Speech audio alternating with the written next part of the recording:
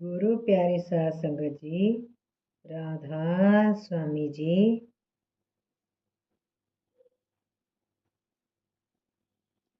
सन 1911 से 1932 तक हजूर जी ने ज़्यादा समय डेरे में ही बिताया।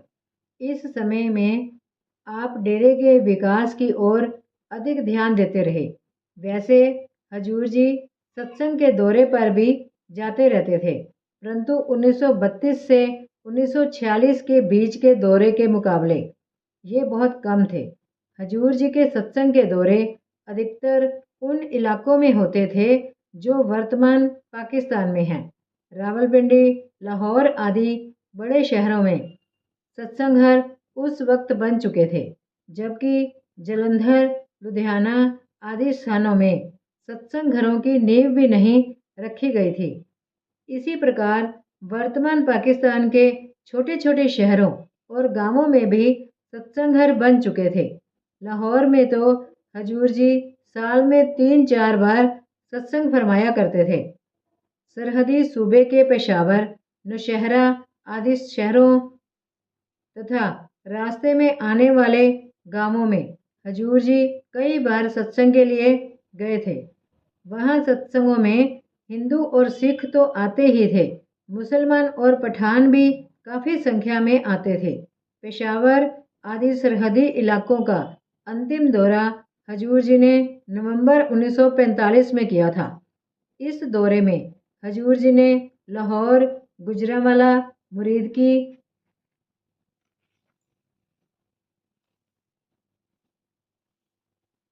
कामोकी, वजीराबाद, गुजरात, जेहलम, रावलपिंडी, हरिपुर, कालाबाग,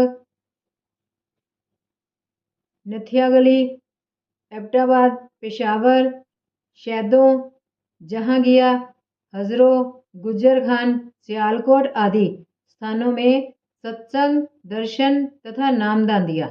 इनमें से कई स्थानों पर हजूर जी के सत्संगों में काफ़ी बड़ी संख्या में पठान भी आते रहे। हजूर जी सभी धर्मों के महात्माओं का आदर करते थे। पेशावर में शैदों के बाबा जगीर सिंह जी हजूर जी के पास आए और अपने गांव शैदों पधारने की विनती की। हजूर जी का अगले 2 दिन नामदान का प्रोग्राम था, परंतु बाबा जगीर सिंह जी के हाथ जोड़कर बार बार अर्ज करने पर हजूर जी ने दूसरे दिन 2-3 बैठकों में नामदान का जो 2 दिन का कार्यक्रम था उसे एक ही दिन में समाप्त किया और बाबा जगीर सिंह जी के साथ शैदों तशरीफ़ ले गए। शैदों में हजूर जी के सत्संग में पठानों और मुसलमानों की उपस्थिति अधिक थी। शैदों से हजूर हजरों पधारे, जहां आप बाबा बालक सिंह जी के स्थान पर विराजमान महात्मा वजीर सिंह जी से मिले।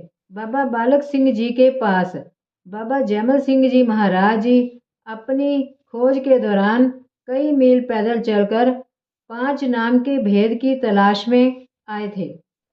हजूर जी के हजरों पहुंचते ही बाबा जगीर सिंह जी मिलने आए, बड़े प्रेम से मिले और हजूर जी के प्रति बहुत प्रेम और आदर प्रकट किया। सत्संग में भी आए और सत्संग के बाद हजूर जी की प्रशंसा में एक कविता सुनाई। हजूर जी ने यहाँ 50 लोगों को नामदान बख्शा। श्री रामनाथ मेहता जो इस दौरे में हजूर जी के साथ थे, ये घटना सुनाते हैं। इस दौरे में पेशावर के पास के एक छोटे से गांव में हजूर जी एक दिन ठहरे। इस गांव में केवल पठानों की बस्ती थी। कई पठान हजूर जी के दर्शन के लिए आए। एक पठान सज्जन रात को हजूर जी से चर्चा करने आए और संत मत पर कई प्रश्न पूछे। हजूर जी ने बड़े प्रेम से उनकी बातों का जवाब दिया और फारस के संतों की वानियों में से उदाहरण देकर साबित किया कि संत चाहे किसी कौम, मजहब या मुल्क में क्यों ना आए हों, हमेशा एक ही बात कहते हैं। हजूर जी ने अंदर के रूहानी मंडलों के फारसी नाम बताए और समझाया कि सभी धर्मों की शरीयत अंतर के राज से खाली है, लेकिन हकीकत और मार्फत सबकी एक ही है। करीब आधी रात तक यही चर्चा होती रही। आखिर उस पठान सज्जन ने कहा कि आप जो कुछ फरमाते हैं वह दुरुस्त मालूम होता है, लेकिन इसका क्या सबूत है कि खुदा के दीदार का जो रास्ता आप बताते हैं वह सही है। इस पर हजूर जी ने उन्हें सिमरन करने का तरीका बताते हुए कहा कि इस तरीके से आप रोज़ 2 घंटे खुदा के किसी भी नाम का जिक्र सिमरन करें, मांस शराब से दूर रहें, और अगर आपको 40 दिन अभ्यास करने के बाद मेरी बात का सबूत ना मिले तो ब्यास आकर मुझे पकड़ लें। वह सज्जन रूहानियत के शौकीन और धुन के पक्के थे। दूसरे दिन से हजूर जी के बताए हुए अभ्यास में जुट गए। अभी 1 महीना ही हुआ था कि वह एक दिन डेरे में हाजिर हो गए। हजूर जी के सामने पेश होने पर उन्होंने बताया कि अभ्यास में उन्हें अब अंदर हजूर जी के दर्शन होते हैं। उनके चेहरे पर रूहानी खुशी की रौनक और आंखों में प्रेम के आंसू थे और हजूर जी से नामदान के लिए अर्ज कर रहे थे। सदगुरु दीन दयाल ने उन्हें नाम दिया। सन 1947 में देश के विभाजन के समय इस पठान सत्संगी ने शहदों, हजरों और आसपास के इलाकों के सत्संगियों की रक्षा की और उन्हें सही सलामत हिंदुस्तान पहुंचाने में मदद की। हजूर जी के पाकिस्तान के दौरे अक्टूबर 1946 तक होते रहे। नवंबर 1946 में हजूर जी बीमार हो गए और 27 नवंबर 1946 के बाद हजूर जी को सत्संग के दौरे बंद करने पड़े।